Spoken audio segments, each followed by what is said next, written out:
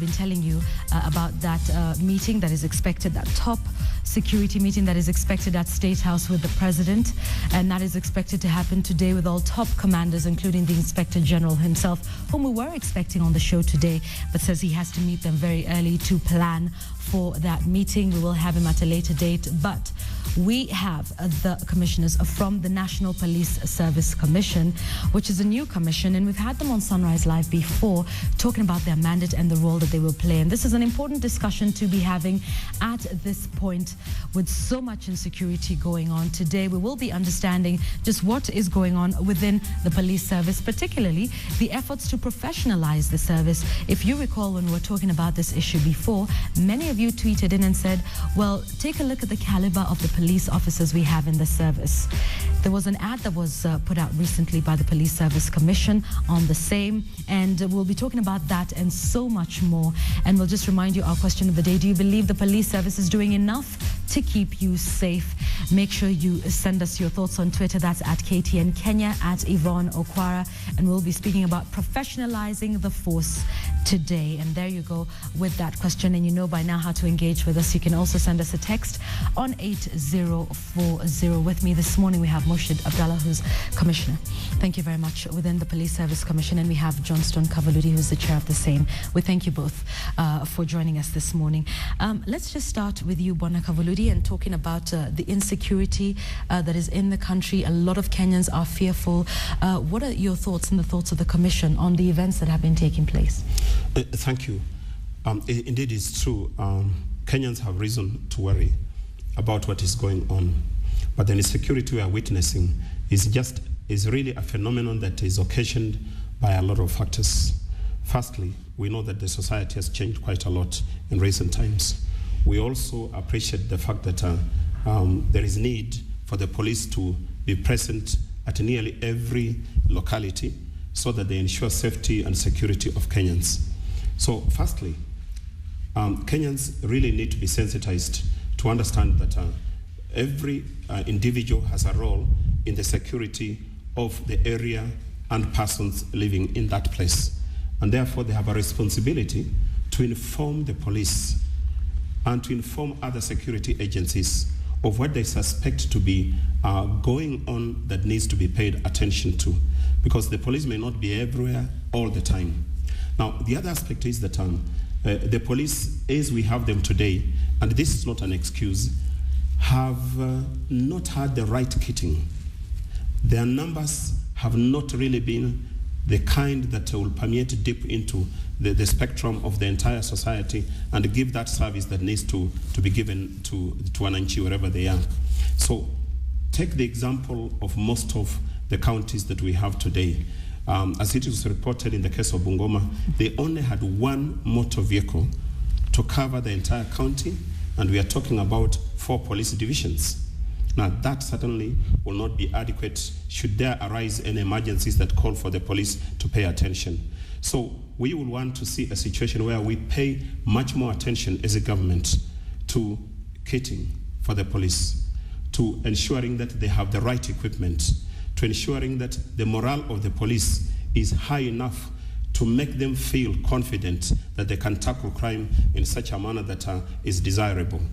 At the same time, we need to strengthen community policing. And it's at this point that we want to say that with the revitalization of community policing, and particularly taking into account the need to have the county policing authorities, that should help the process of making security in those areas be in the hands of the community as much as it will be in the hands of the police. Okay. When we talk about community policing, I believe that would be incumbent upon trust between, the public and the police. And right now that is felt that, a lot of members of the public do not trust the police. Hence the reward money that we're seeing being offered in Bungoma and in Garissa as well. We're still not at the point, Bwana Commissioner, where we trust the police enough for community policing to work. Yes, indeed. But there has been a project which is funded by the Swedish government. And we do have a Swedish police advisor on the ground also and they've done a very good pilot project at Kikuyu Police Station, wherein the entire concept of community policing, like the way we knew it, just like some gangs were operating and extorting people, is gone. It's a very different role model, and they have done a very good job. Statistics have shown that in an area which was notorious for crime has gone down by as much as 60% in the area, and these are the statistics which we are also exposed to. So the kind of community policing is not the kind of vigilante groupings whereby they also turn upon the citizens whom they are said to be policing. It is a concept whereby the community is well oriented towards interfacing with the police, and they are well educated on that ground, and they are accorded some rudimentary equipment and maybe some token in terms of facilitation. And this is a model now that is being spread across the country. They are now spreading it to another 15 areas, and it is with our intervention we are pushing it for all the 47 counties. The model of community policing as we have known it is not the model which has been put in place, which is very democratic oriented. And we want also to infuse the use of ICT in the way in which we relate to the police. ICT here is nothing which is out of the blue. Kenyans, we are known to have embraced ICT in a very big way, especially with the success of the M-Pesa platform. We are talking of citizens using their mobile phones through SMSs to reach out and get information into the data banks of the intelligence, so that we can have what we would like to call intelligence policing. Not policing that is reactive, but policing that is informed on intelligence on the ground, so that we can, the police service can put enough measures to ensure that an emerging situation is actually nipped at the bud. That is definitely missing, and that is why the framers of the Constitution and also the acts which come from it have made the Directorate of Criminal Investigation a semi-autonomous one, and the first two tasks is actually on gathering of criminal intelligence so that they can supply it to the men on the ground and take care of the situation. All these things we are seeing around the country, it is just a failure on the part of intelligence collecting. I mean, you cannot go firefighting all over the place. You need to be more intelligent than that. So community policing is seen as a very important component in this aspect, because security is about you and me. You know your neighbor. You know about the difficult or the strange happenings in your neighborhood. And I would like to also point out that citizens have been scared of going forward to the police and giving this information. Sometimes they have to travel. So if we do certain ICT platforms, and I think the office of the IG now is seized of a tool which they are actually developing and testing in that regard. So we have a lot to look forward to in terms of better policing, and like what the chair said, with more funding which is coming in. And you saw His Excellency's confirmation yesterday that the police would be better funded, and the figure was also given. Now those are steps in the right direction. I think if we stay the course of reforms, we are going to be there in a very, very short while. Of course, it's you cannot address a rot which has been there for a while, and expecting that it can be done overnight is not very actually reasonable. Yes. And indeed, from a policy level, community policing sounds really good, and in terms of ICT.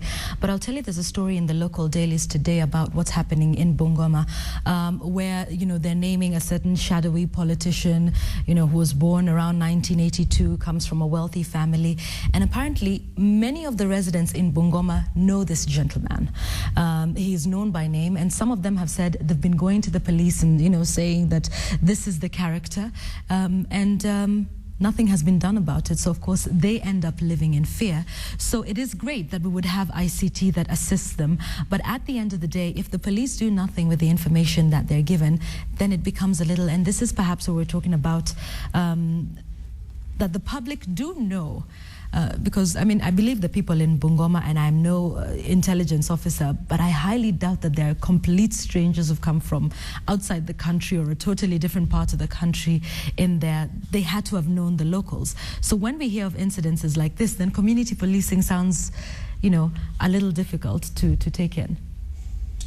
I want to say that community policing, much as it looks like a new concept, is a concept that has been applied before without it being named community policing. A situation where you know, citizens have had the opportunity to participate in securing where they live and where they carry out business. Now, on the question of people reporting and no action being taken, you see, we will not want to give any excuses for that. This is the reason we are talking about professionalizing the police service by ensuring that people with the competencies and the skills and who are aware of their responsibilities are in place. And where policing is not just another job, but it's a passion, it's a calling, and is a process one engages in because they feel they have a responsibility to the public. Now, it is for this reason that you can see that in the Constitution and clearly other documents that include you know, the current laws, there is emphasis on ensuring that police officers are placed at levels that are equal or equivalent to other professionals, so that they too can feel that they are wanted, they are playing a significant role. But professionalizing the police service is more than just that. We want individuals who are cognizant of the fact that they are serving Kenyans or people who live in that kind of locality. This is the reason there are mechanisms which have been put in place. There is the Independent Police Oversight Authority, to whom any aggrieved member of the public arising out of an action taken or not taken by the police can go and report in confidence, and they can give information of the kind that will help IPOA carry out investigation and report to the Inspector General or the National Police Service Commission to indicate that these are some of the ills that are being committed. Can you please take care of it?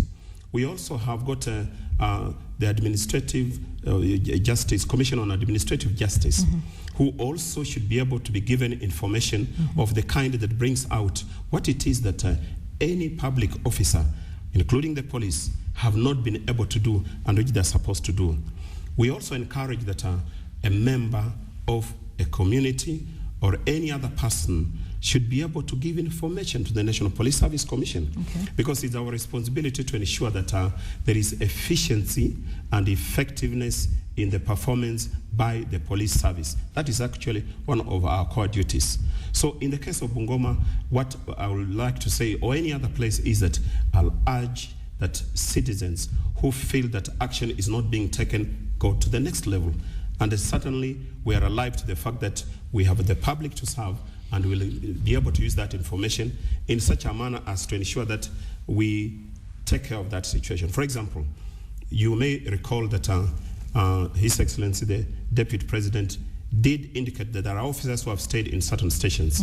The Inspector General has been authorized by the Commission to move officers who, in his opinion, have overstayed to the extent that they no longer really care much, or they have almost become part of the landscape, so that we have an injection of new people with the new ideas and who do not have certain connections with certain people, like the shadowy person that you are talking about, whom they may want to protect. So that is a measure that we think is important in terms of ensuring that there are changes that will be seen on the ground. Would these changes happen regularly? Would we say that we have an OCPD or an OCS staying at a region for maybe 2 years and then they're shifted around to sort of prevent them from, you know, being part and parcel of the community? Is that something that perhaps would be looked into? You know, that's already part of what is existing in the standing orders. That you cannot keep police officers at any specific station for any much duration of time. They have to move around. You have to keep checking the system. But beyond that, I think what is more important is to do an overall analysis as to the efficiency levels. And efficiency levels would also entail professionalizing. I'm not talking too much about the individual, I'm talking about the ecosystem itself. Do we have the equipment? Do we have the training? Do we have the orientation? Let us not forget the history of the police force. Yeah. It started during the colonial times. It's as old as the Mombasa Uganda Railway. And it was kept there in order to fend the interests of the colonialists.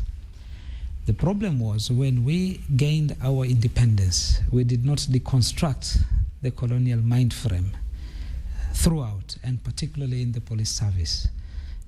Our take is, and anybody's take is, since it was serving the executive, it needs to continue serving the executive.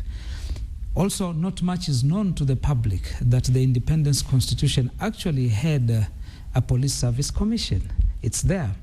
But why was it not implemented? For many reasons. I will not get into that one. But fast forward to 2010, that is what Kenyans wanted, a police service commission to provide oversight, to ensure there is monitoring and evaluation. And I will paraphrase Einstein, you can't keep doing things the same way and expect different results. Certainly we are not going to do that. And we are not going to apologize to anyone for having to do things differently. We need to protect the sovereignty of the people of Kenya. And police officers, many of them are up to scratch. They are able to do it. But again, our overall tendency is if you don't shape up, you have to ship out. Okay, and indeed, change is something that is not easy for anybody. And let's talk about now that advertisement that you put out in the local dailies. And this is seeking those who will be the county chiefs, in effect, the representatives of the Inspector General at the county level. And let's talk about the ad. It raised a bit of concern, perhaps not amongst the Kenyans, but, you know, within the police service as well. You're asking for quite some lofty qualifications. Let's talk about that ad in particular. Thank you. If I talk about that particular ad, I just would like to briefly outline up to some point the ranking structure as it is now or as it has been proposed by the National Police Service Commission. When I talk about proposed, there is the need to identify the fact that one or two ranks will have to be infused in what there is that exists in the National Police Service Act, and it will be then gazetted by the Cabinet Secretary in charge of the police. Right now, right at the top of the command, we have the Inspector General.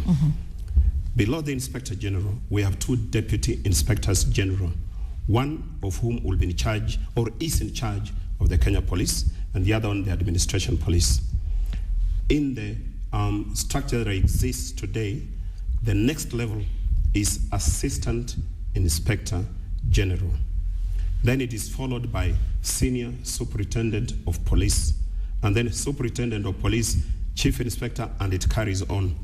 Now, I want to focus on the level from Assistant Inspector General, where those positions belong, the persons that will be appointed as county commanders. County commanders, as you put it correctly, will be the representatives of the Inspector General at the county level. One person will be in charge of the Kenya Police and directly answering to the Deputy Inspector General in charge of the Kenya Police, and the other one, the Deputy Inspector General of the Administration Police. Later on, we are going to advertise the position of the officer who will be in charge of criminal investigations, so that that officer will also report to the Director of Criminal Investigations. Now, with that kind of structure, you can see that the position of Assistant Inspector General is quite senior. And so senior that it is the process of making it professional that you can see the requirements that have been given. Not that professionalism lies in having a degree, but that is a useful requirement. And the officer who aspires to become an Assistant Inspector General may hold a degree or may have qualifications with 15 years experience if that person does not have a degree. And this includes courses that the officer may have taken that give that officer the competencies, skills that count towards being a professional person. And clearly, you will see that when we give either hold a university degree or equivalent qualifications, we are not even saying a person must have O-level education standard. We are saying that there are officers who went into the service even after KCP, and they have excelled. They have taken examinations. They have also been able to undertake a lot of courses and the training programs that make them competent. And it's that competence that goes towards professionalism. So it is not so lofty when you look at it from that point of view. But the degree will be a useful requirement. Now, I want to put it that it is not just a requirement that the Commission came out of nowhere to state. We have consulted very closely with the Inspector General, who sat down with the top commander of the police, and he actually is the person that proposed those requirements.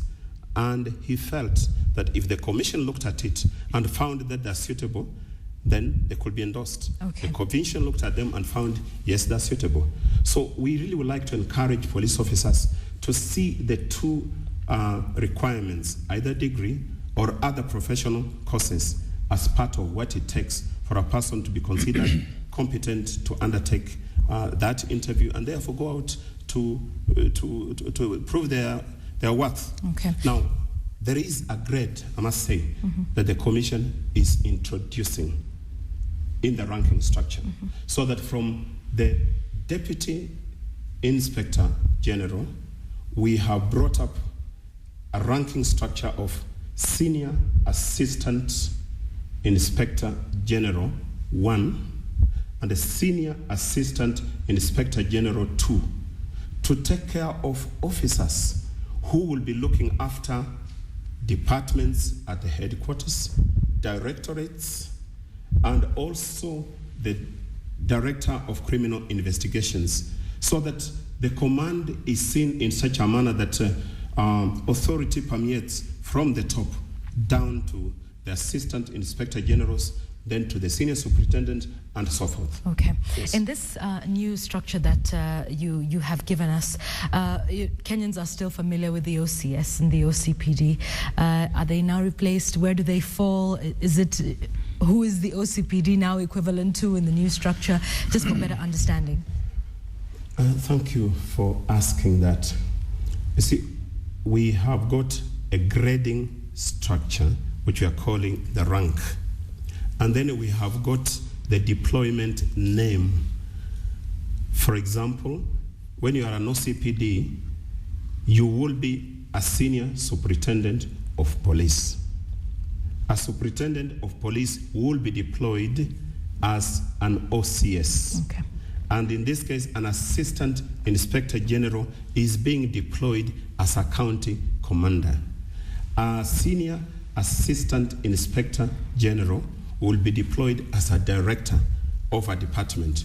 So there is the grade and there is the deployment title. So we should not confuse those two. Okay. Yes. All right.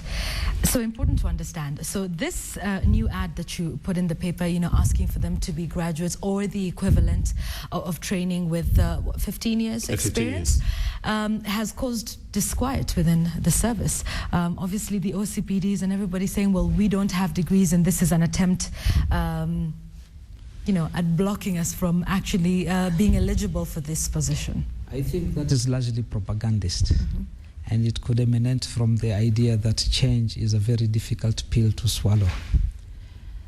There is no requirement, hard and fast, that there must be a degree.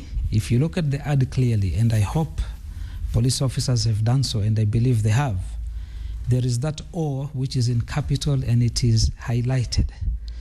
Equivalent qualifications. And what the chairperson has just clarified is the fact that equivalent qualifications means, even if you have just finished your primary education, and I'm talking about officers now in senior positions, but they have accumulated a lot of experience and a lot of courses. There is a lot of investment which goes into building up of a police officer.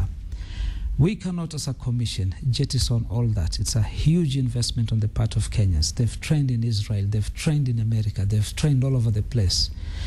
And that's even worth more than what you would look at just a university degree. So we are not going to lose that competency. That is going to be factored in, and indeed that is so. And that is part of our minutes of the commission. And commission here means also the Inspector General and the two deputies are part and parcel of the commission. So we need to bring it out very clearly. And the way we are coming in to professionalize the police force, this is largely a transitory mechanism. I don't think this situation will subsist 5 or 10 years down the line. There's going to be a hard and fast requirement on professionalism. Because the problem was, what we are seeing today is the result of an entry point some 30 years ago, 40 years ago. Now that has to be tracked in and tracked out. So we are taking that into cognizance. But right now, as it is, the entry point for a constable is C grade. We recruited 7,000. The deputy president and the government is proposing another 10,000. There is no failure who's going to attempt to get into the police service. This is not a dump yard, and it will never be. So once we do that, and once they come in, they'll be encouraged to take up professional courses. They'll be given the opportunity of taking up degrees. There's so many parallel courses all over the place. That's why the requirement of a C grade. So this professionalizing of the police force will take a while, but certainly we need a transitory mechanism to take care of those who are in the force for no fault of theirs, because those are the entry requirements. So taking cognizance of that, we have that valve, which we find to be extremely important, because we don't want to lose good people. But what we are certainly going to lose, whether you are a graduate or otherwise, if you fall short of the integrity requirements, you are going nowhere. You will not have an opportunity to serve the public in such a critical position if you are found wanting in Chapter 6 of the... You may have your 3 or 4 PhDs, it doesn't matter. Now, what is surprising is, even if you look at every other public position in the Republic today, there is a premium which is being placed on entry and educational qualifications. If you look at the presidency, there is a minimum bar. If you look at the governors, there's a minimum bar. Senators, MPs, even the county assembly leaders, whom you may want to say this is a democratic process and everything goes, but nothing goes if you don't have minimum basic requirements. In terms of the other issue, the idea of if you lay a premium on graduates, what will happen is the so-called junior officers may be in a position to qualify for these positions and overtake others. Seniors. What happens in that case? How many times do you see in the civil service very young people having to leapfrog others and to take senior positions? It's the order of the day, and I don't think that that by any way is going to be a strange phenomena. If you look at Clinton, he was a president in his early 40s. Right. Before that, there was Reagan, who was 70. The same phenomena was duplicated in our country. We may not need to go into that one. We have a very young president and deputy president in charge, and you can see the energy with which the country is moving forward. So, unfortunately or fortunately, this is now the standard. But like I said, we have accommodated a tracking mechanism whereby we can still hold on to people with experience, but who had qualifications which today are found to be wanting. But that is taken care of by the kind of experience and the kind of further education which they have had practically in their field. We are not going to toy around with that one. And at the end of the day, these qualifications were agreed upon, and the Inspector General was very bold and forthright in placing them. We just modified it to ensure that we open up the bracket of those who may not even have post-secondary school education so as to accommodate others. Okay. And in a vetting process, these things will come out very clearly. All right. And we'll get to the vetting process in just a moment. But let's have a situation where we have one of the senior officers who, you know, as you go through this process of trying to find the assistant as Inspector General, and he's found, you know, wanting, and you have a junior who's rising up the ranks really fast, who meets the requirement and is a graduate, and you have that junior overtaking his senior and taking up that position. Because unlike other situations, for example, in the private sector, that can easily happen. But this is within the police service. It's a whole different kettle of fish altogether, the way in which it works. How do we want, what are your plans to sort of deal with a case like this, where you have a senior officer being overtaken by his junior, out of the qualifications that he has, and maybe he doesn't, the senior officer doesn't meet the requirements, but there will definitely be disquiet there. And the last place we would want this sort of situation is within the police service. I would not like us to emphasize so much on the aspect of junior and the seniority. In the opinion of the Commission, seniority does not lie in the number of years. Competence and the skills is not about the experience that is counted in terms of years. I always say that some people may have 20 years experience, but essentially it is 5 years experience repeated 4 times. Or 1 year's experience repeated 20 times. That's not what you're looking at. We are looking at an officer, irrespective of academic or professional qualification, a person who exhibits good practices, a person who can deliver, a person who is swift in taking action, a person who is reliable, a person who is dependable. And you see, those qualities are not restricted to seniority or a person being junior. We must accept that there are young officers in the service who will qualify for what in the private sector is regarded as high flyers. High flyers must be given the opportunity to rise. These are the people that make changes within any institution. Allow me to interject, though, even with that being said, and I like the explanation that seniority is not necessarily number of years and age, but there'll still be some disquiet. And I'll give you, we're all human. If I'm sitting here in this position and somebody younger than me, you know, rises up, it's a human instinct to say, okay, something's not right. How do we plan to deal with that particular situation? Agreed, seniority should be about the person that can actually bring change and stimulate the service into something much better. But of course, there will be some people who will not be happy with the changes that you're instituting. Now let's go to the law. What does the law say? The Katiba and the enabling legislation. The top command of the police is the Inspector General. I would like to remind ourselves that if you look at the qualifications given there, there was no qualifications about seniority, that you should be the senior most member in the police service for you to become the Inspector General. The law says that those who can qualify is a person having some 15 years of management experience, and when we duplicate that in the police service, and we clearly said so, from the superintendent level. Superintendent, how many intervening ranks are there between the superintendent and what was the former commissioner of police? There are a lot of ranks.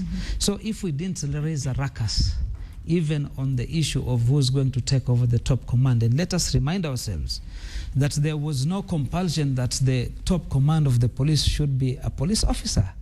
It was open to all citizens of this republic, whether you're in the police service or otherwise. It is just unfortunate also that there weren't many applicants who were up to scratch from the public sector. But if there were, because yes, you know, a lot of members of the police service, it was said, would not have been comfortable with being led by somebody from outside. And it's all about what we're talking about changes, and about some of the changes you're trying to institute, which are not usually taken very well. But again, law and change and reform is definitely not going to be about what people like and what people don't like. What would you like to have as a Kenyan, as a citizen?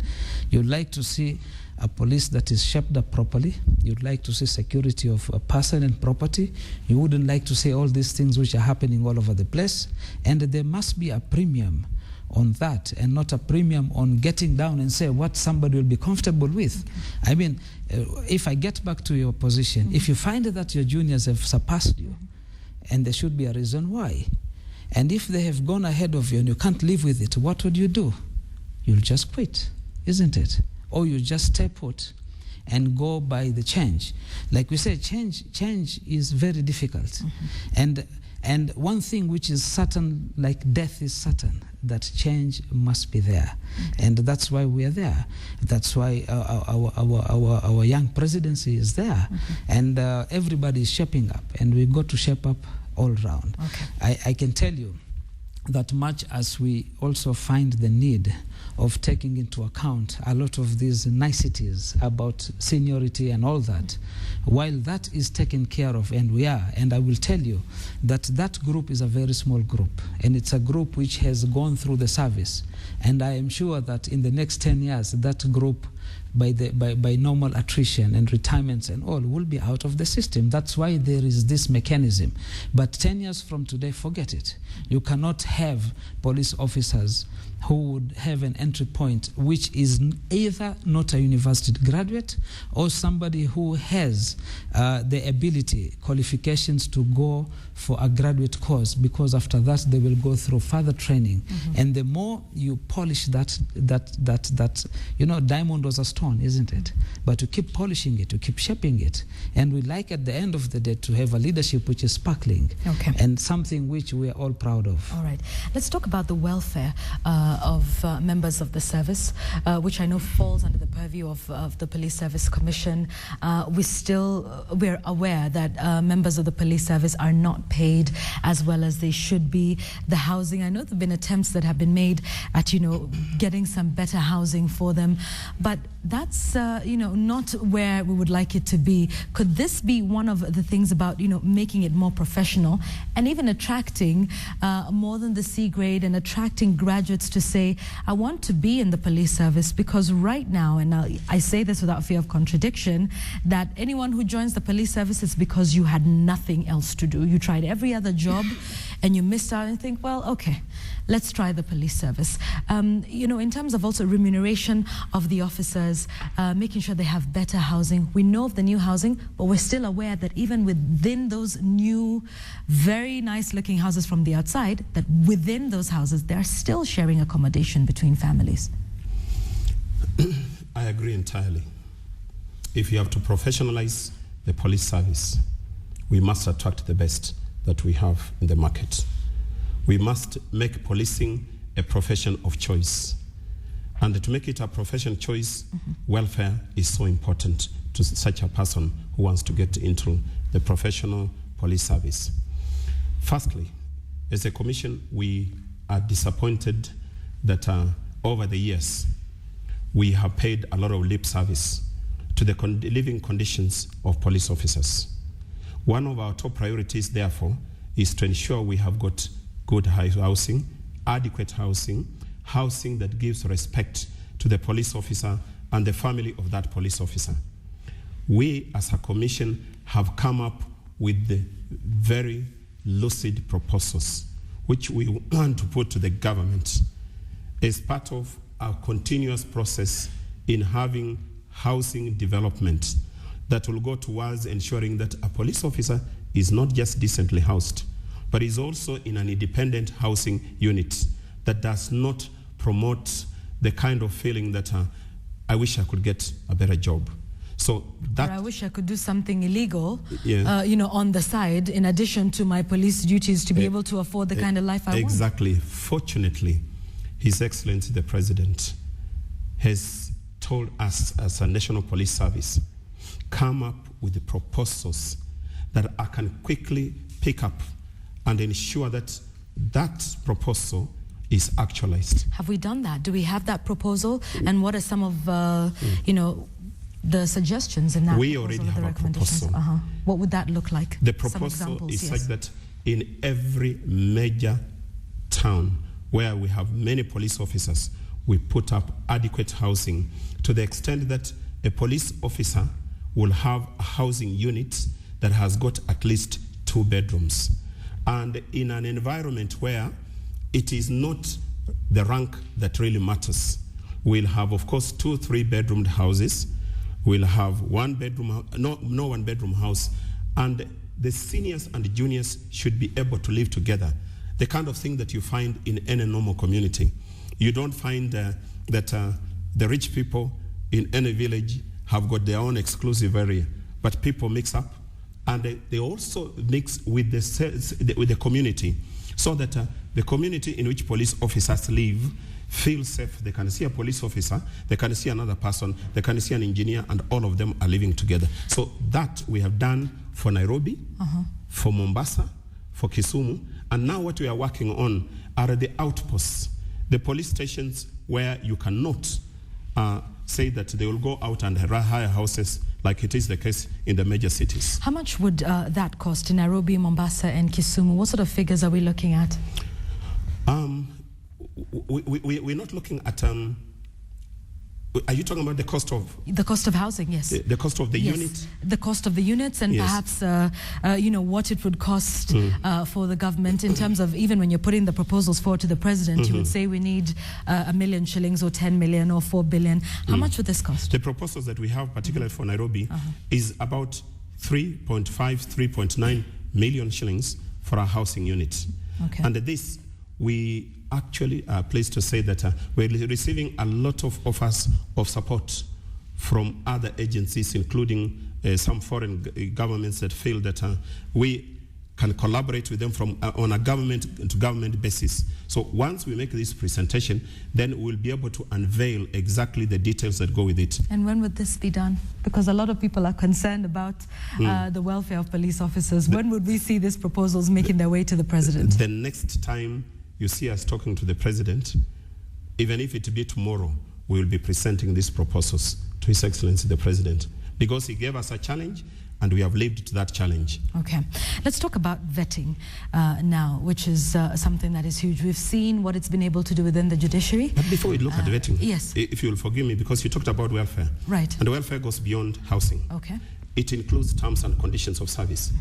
The National Police Service Commission is in serious discussion with the Salaries and Remuneration Commission, because the law mandates the National Police Service Commission to determine salaries of police officers with the advice of the Salaries and Remuneration Commission. We already have made our proposals, and we are continuing our discussions to ensure that we are placing the police officer at a level equivalent to professionals of their kind.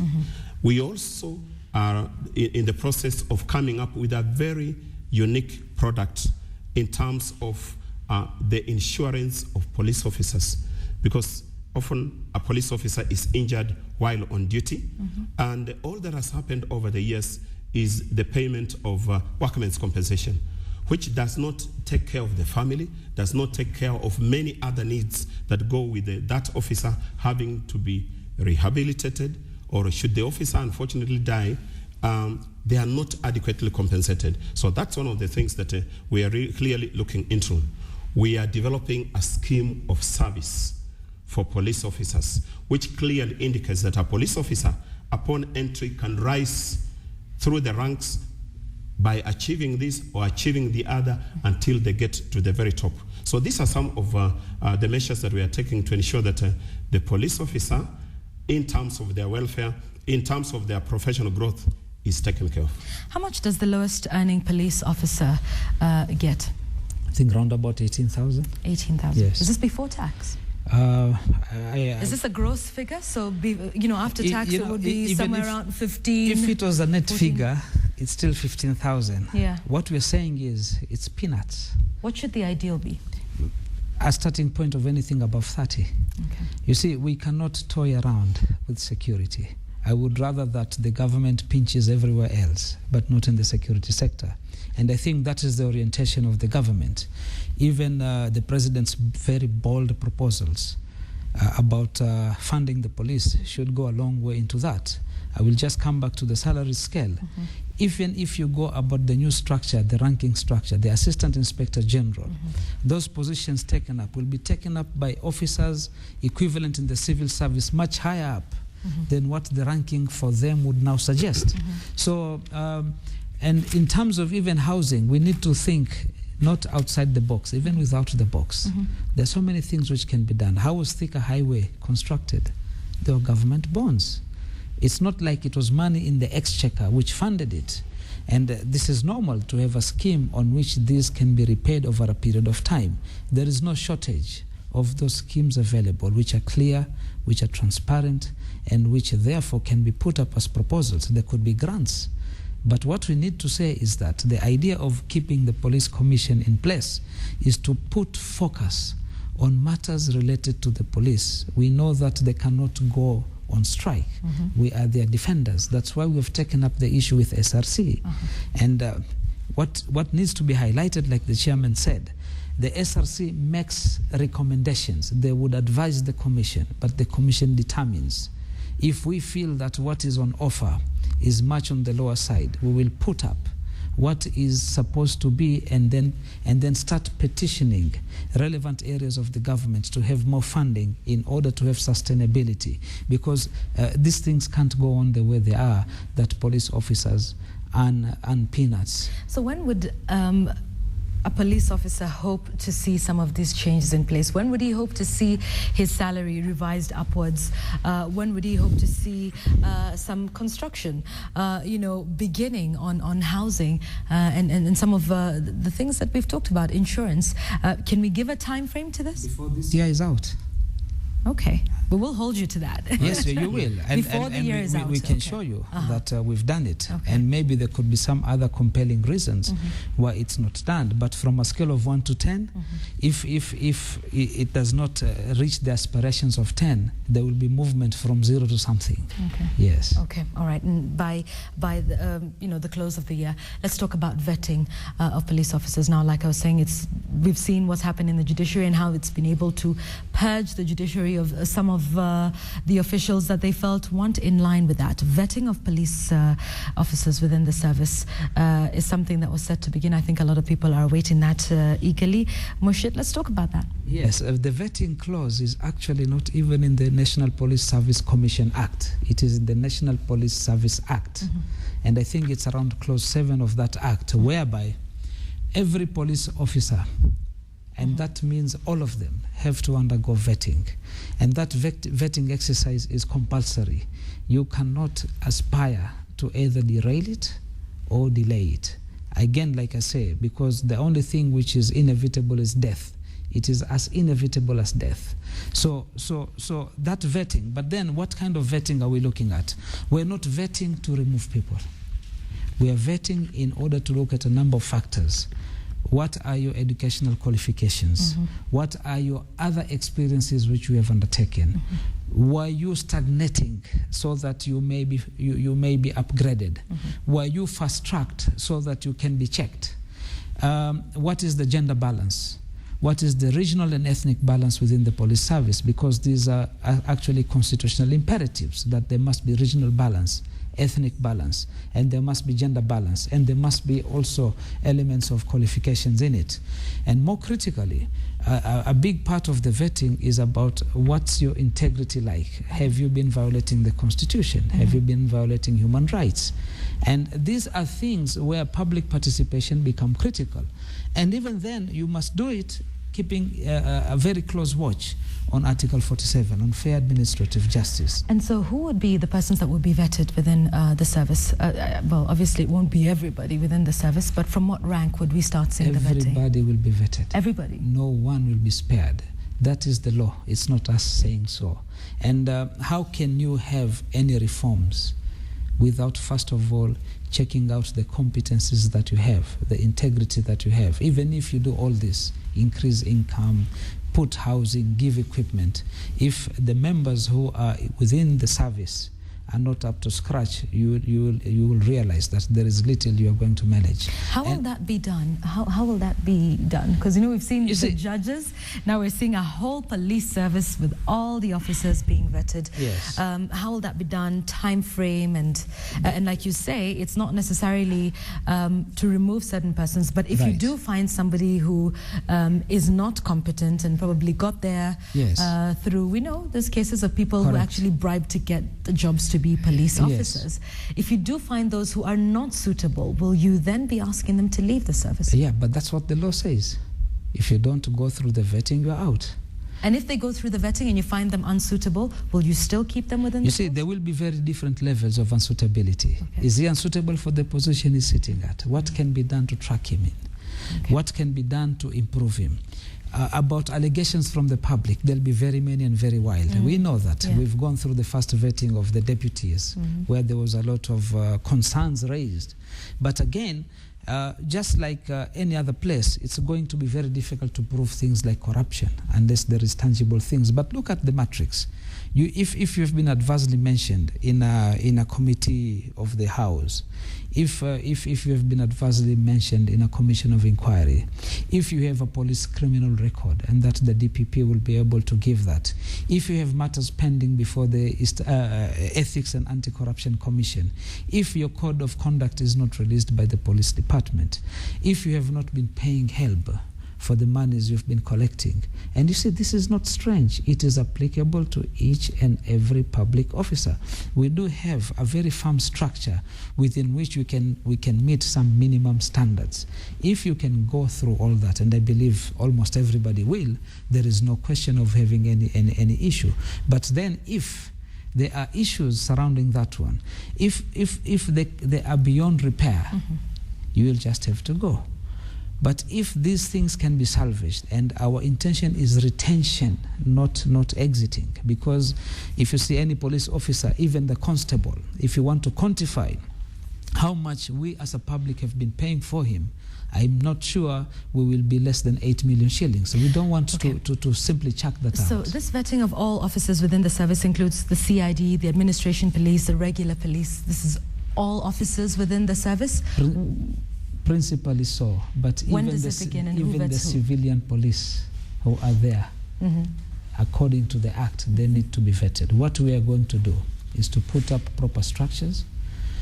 We have the competencies that we require, and we keep on acquiring them. We'll have a secretariat specifically for that one. For our information, we are going to get an internationally renowned expert who's done police vetting in the former Soviet republics and elsewhere, who's going to act as a technical advisor in this process. We have the Sharad Rao team, which has done very good vetting. They have already very good tools with them. We have the EACC, Ethics and Anti-Corruption Commission, who've done a very successful vetting. So if we put all this together, and those who've been working around vetting of police officers within the body politic of the country, we're going to have a very good tool. I don't think that it's going to be a very elaborate exercise, something which is very complex. It's actually quite simple. And once we go through the paces and we have several areas, several safety nets in try to go about retention, we are going to have a suitably I don't believe that a large percentage of our police officers are likely to fail in that vetting process. But I'm sure again, the public would disagree with that one. Yeah, but if you are going to give me you see, the public perception of the police service is the #1 corrupt body. We've been holding this award for the last decade thanks to Transparency International. Yes. So, if you have an issue against the police, what have you done about it? Have you reported it to IPOA? Because we're going to check the records there. Now, if you simply come with, yes, I was violated, this, and there is nothing tangible, you don't have a But you know, in matters of corruption, it's very difficult to have, tangible evidence, because it is an illegal thing. And, if I'm asking you for a bribe, we won't sit down and have an agreement that for this illegal act, I will pay you this amount of money and you'll be able to fast track this and that for me. Now we'll understand the predicament of which we face ourselves in. We also have to contend with Article 47 of the Constitution. You must give fair administration of justice. The other party has to be heard.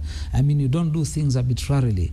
And the flip side is many people also have run the wrong side of the police, and they would like to fix the police officer now. Okay. Yeah? The vetting, have we identified who will do the vetting? For example, if we're vetting all the officers, who will vet the juniors? will they all be vetted by a Sharad Rao sort of team? Right. Would they all go through that? And how long would this process take? You say it's not as elaborate, but we have 99,000 police officers within the service. Yes. Because I wouldn't imagine, that an OCPD or OCS will be able to vet those below him when he himself is being vetted. As regards the vetting exercise, we are having a retreat, the entire commission, plus experts, the shadow draw team, the ethics team, and we're putting together a tool. We'll come with a structure, we'll come with a time frame. I would love it if you would spare a morning session like this one where we can come and articulate. And there will be a lot of public articulation and advocacy, because the public must be prepared, the police service must be prepared for this vetting. So this, I would beg that there will be a point, but like you have flagged it, there must be several structures in place to take care of different rankings, and the higher you go, the higher you must make it. And maybe the thresholds are also going to be higher than the thresholds which are coming below. As it were, entry point, when you do the initial vetting like we have done, police officers are now under training, and maybe 1 or 2 years, maybe there won't be anything much. But as you go up, you generate a lot of, you live in the society, and you generate a lot of issues within the society. But vetting here is strictly to be construed not as a barring process. It's a process where you take cognizance of competencies, you take cognizance of integrity, and you like to be more oriented towards retention than disposal. Okay. I'd like us to get into the issue of trust and sometimes the image that is created by the Police Service Commission and the Office of the Inspector General. And things have not been so rosy between yourself and the Inspector General over who does what. Can we talk about that? Because I have the Constitution with me, and it talks about the establishment, the roles and the functions of the Police Service Commission and that of the Office of the Inspector General. And it has been said that you are interfering with the Office of the Inspector General, particularly in some of those announcements that were made about certain officers being moved from one region to the other. What is the relationship between your office and that of the Inspector General? A very good relationship, in the sense that, first of all, the Inspector General, the 2 deputies, are members of the National Police Service Commission. And as members of the National Police Service Commission, they make decisions as a full commission whenever we have our board meetings to make such decisions. Before they came on board, we made decisions as 6 commissioners. But as it is now, we are 9 commissioners, and we hold at least 1 board meeting every week. There are other meetings that we'll normally have which are administrative or which tackle matters that relate to the specific committees of the commission. I want to say therefore that our mandate as a commission, all the 9, is clearly defined. It is recruitment, appointment, promotion, discipline, transfers of police service members. Members of the police service, therefore, look up to the commission to carry out those functions.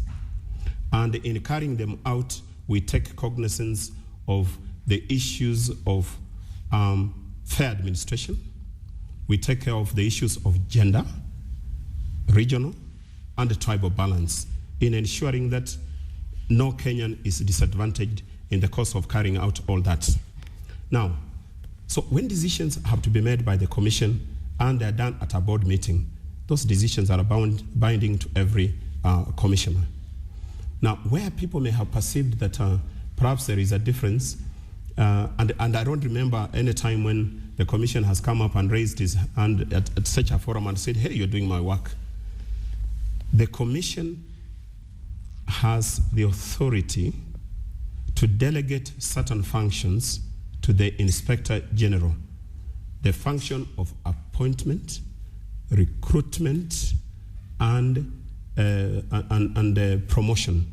So it delegates that duty to the Inspector General? It delegates to the Inspector General up to the level below Sergeant. Okay. The level above Sergeant the Inspector General will bring any proposals relating to appointments, promotions, and all those to the Commission, and the Commission deliberates through the committees first of all, and as a full board, they'll then be able to approve. However, when we have got emergencies, like what we have had in Garissa, what we have had in Bungoma, our working regulations are such that the Inspector General, seeing the need for quick change, will pick up his telephone and call the chairperson and say that there is urgent need for this change to take place. Okay. Will you kindly allow that to happen? Say, please do that, and then we shall regularize it. Okay, that's our working method. All right, let's understand it though, because, and I'm reading here verbatim from the Constitution, it says the Inspector General shall exercise independent command over the National Police Service. Correct. So at what point are you delegating to him, and at what point does he have independent command over the National Police Service? Help us understand, and that he is only answerable, in addition to the President, to the Cabinet Secretary who deals with this. Is there a bit of a conflict here, or am I not understanding it correctly? I think let us understand it in its perspective. Okay. The entire National Police Service is independent of everybody. Yes, understood. It's independent of the Commission, the Executive, the Office of the President, etc. Yeah.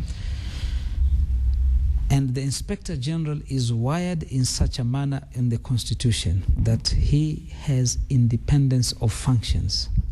And so far as the operational aspects of the police service, nobody can tell him anything as to how to go about doing his duties, including the Cabinet Secretary. Right.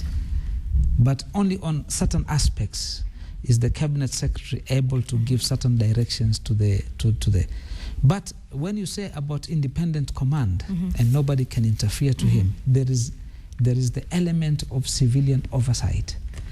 Nothing stops a review of whatever has been done to be conducted so that it can be done next time in a better way. But you see, those are things which are at the edges. That's why they're a bit rough. Now, the Inspector General is also part and parcel of the National Police Service Commission, where policy decisions are made in matters which are specified in the Constitution.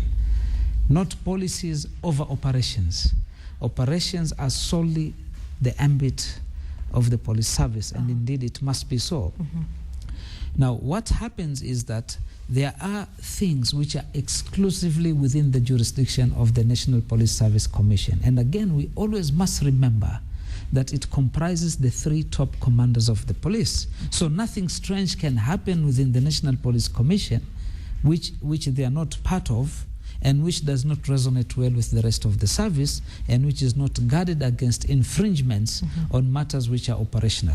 What there is there are distinct powers and functions given to the Commission, and there are distinct functions given to the service. Okay. And then there are certain areas of overlap, and that overlap takes place in the office of the Inspector General. As in any institution, there would be a process whereby you try to gauge and you try to have a seeming conflict. I don't think that this is a strange phenomena. Okay, and lastly, if you find everything is clicking very well from the onset in new institutions, you need to be very worried. But I think we're more worried that there seems to be some lack of communication between your office and that of the Inspector General. Yes. And let's talk about that particular incident where you named certain people to certain positions. For example, Mr. Charles Owino, who was Deputy Spokesman, and you named him Director of Internal Affairs. Your changes are yet to be effected, yet those made by the Inspector General himself have already been effected. Help us understand what the bone of contention was there and why the Inspector General came out and did not agree with some of the changes that you made. When the decision to appoint 5 officers to acting position was made by the Commission, the entire Commission was there except the 2 Deputy Inspectors General who had not been appointed. And usually when we make a change, like it is the case even with the Public Service Commission, you make a decision and ask the authorized officer to effect the same. So we made decisions and we asked the authorized officer to communicate the same.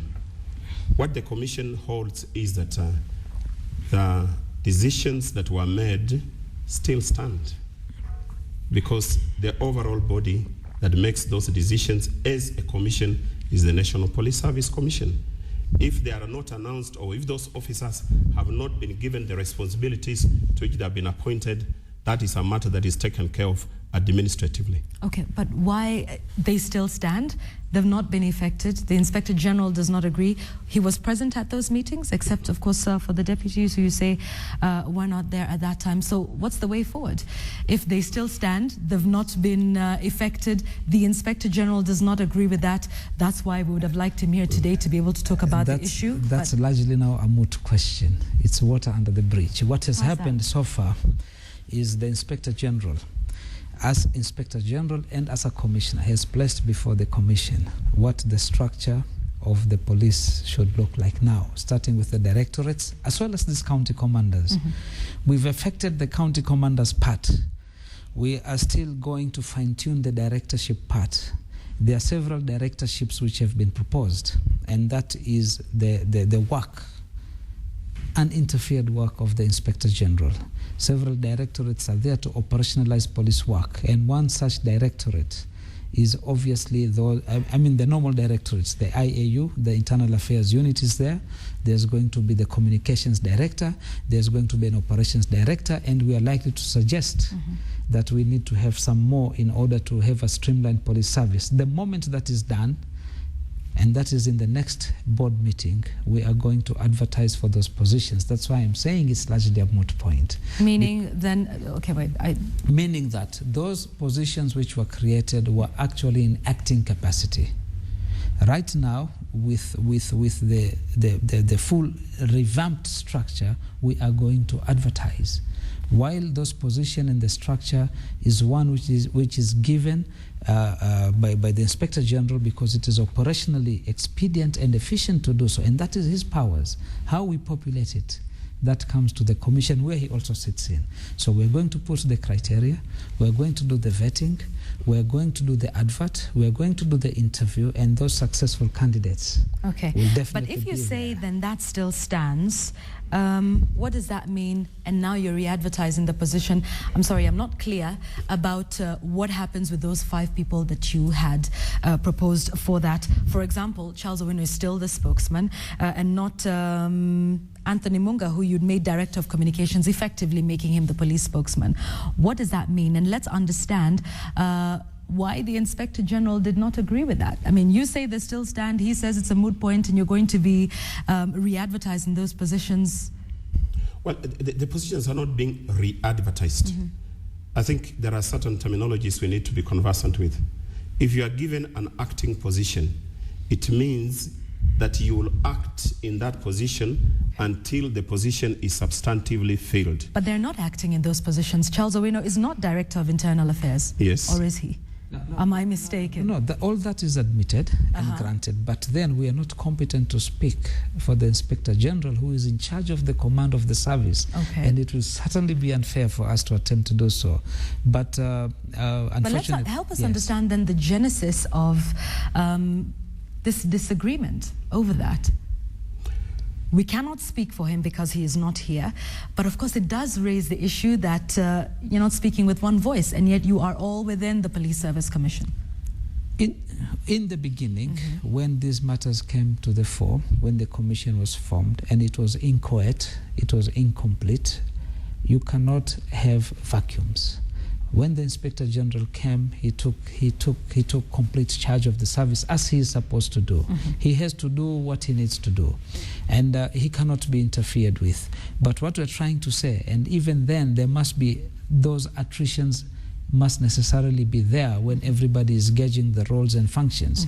But what is common is that both the commission, for which the top command is part of, and the police service, for which they are also part of, are not working at cross purposes. We all want to deliver. Maybe that enthusiasm will also, even if you leave cups together, they will start knocking against each other. I'm not saying that we are, but the thing is, let's look at the present. all those issues where there were seeming issues, teething issues, have been resolved, and we have moved forward. I mean, all those things are behind us now. We're not trying to sugarcoat it. Problems are there. Problems will definitely be there, but it's all for the common good. What I'm saying is now we even when a plane takes off, there will be those turbulences, and when you clear everything, you will have a smooth flight. Okay. I think we've entered into that region by now. While we are still on that issue, allow me to understand, it is the Police Service Commission that, is in charge of employment, transfer, discipline. How is it that those changes that were made by the Inspector General were effected, but yours were not? Because it is the commission itself that decides, okay, we're moving Murshid to this department and we're moving Mr. Kavuludi to this department, but some of those are affected and others are not. Are there forces from outside the Police Service Commission that are at play here?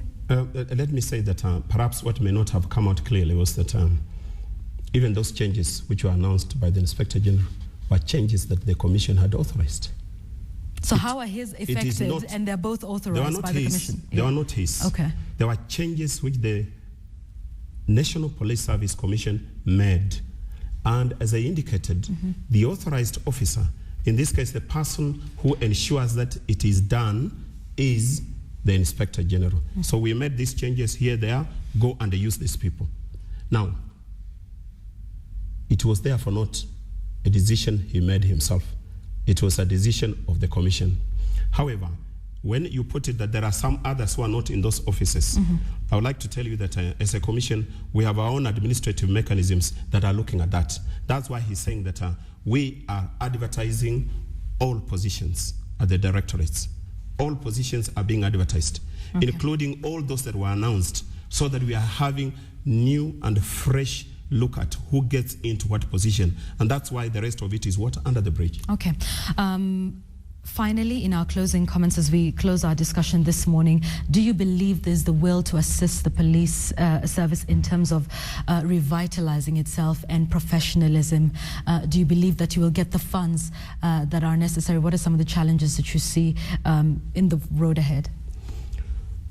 We are very optimistic as a Commission. Where does our optimism lie? The current government, through very clear pronouncements by His Excellency the President and the Deputy President, have given us the necessary assurances. The President has indicated very clearly that one of his greatest points where he would like to see things happen right is in the police service.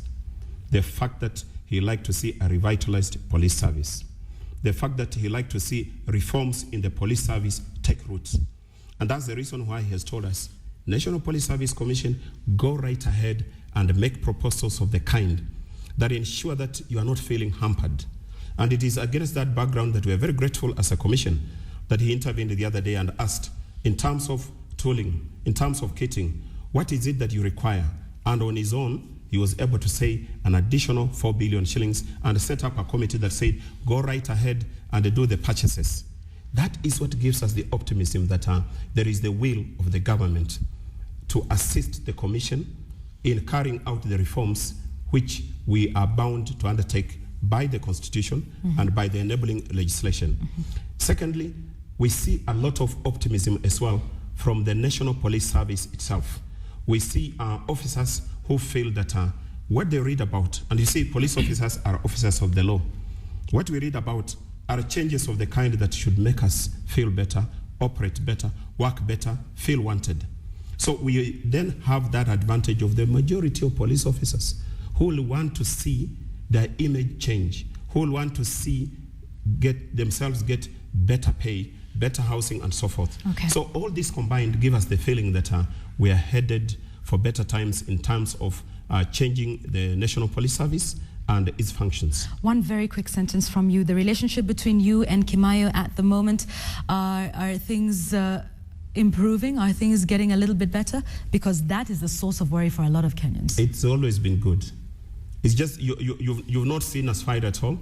Actually, we discuss a lot at that level of chairperson and the Inspector General. And you are not trying to interfere with his independent command? No, we are not interfering with his independent command, because what is the independence of command?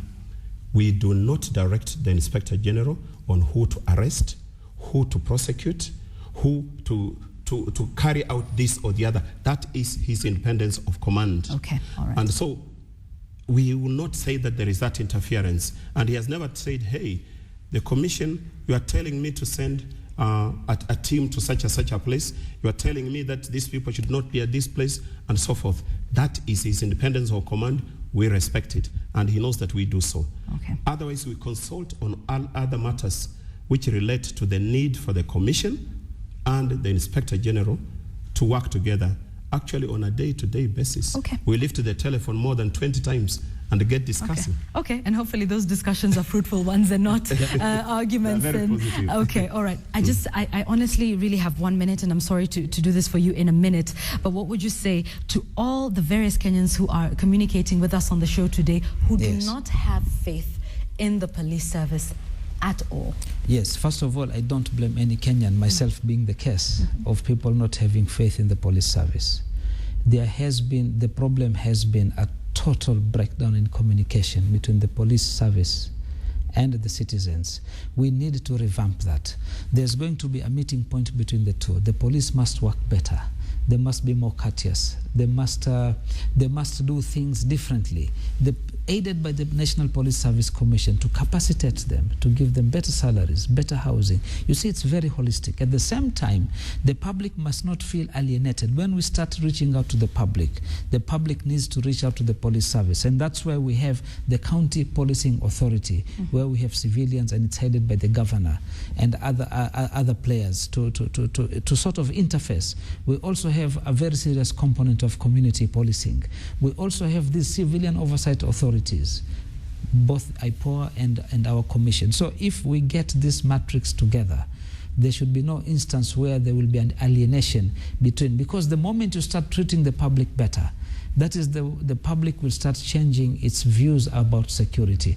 The moment we, the public, are very well educated on our civic duties, you know, we always say that we have a right to this and a right to that. We have not even started demonstrating on the streets saying that we have a duty to do A, B, C. It's always about rights. When we get that mix correct, and all our NGOs and other civil bodies, we must all get our acts together. And I do believe that you cannot desegregate the police from the public. Okay, all right. Thank you very much both for your time this morning. Been speaking to Murshid Abdallah and Johnston Kavuludi from the National Police Service Commission on professionalizing the force in terms of giving us the police officers and the sort of services that we require. We'll be looking to that in the coming days. And the Inspector General does promise to give us, 6 hours on the show, if that's what we want? Up to 6 hours. Let's hope that we will have that the soonest possible. Thank you for staying with us. We want to take a short break now. We'll be right back.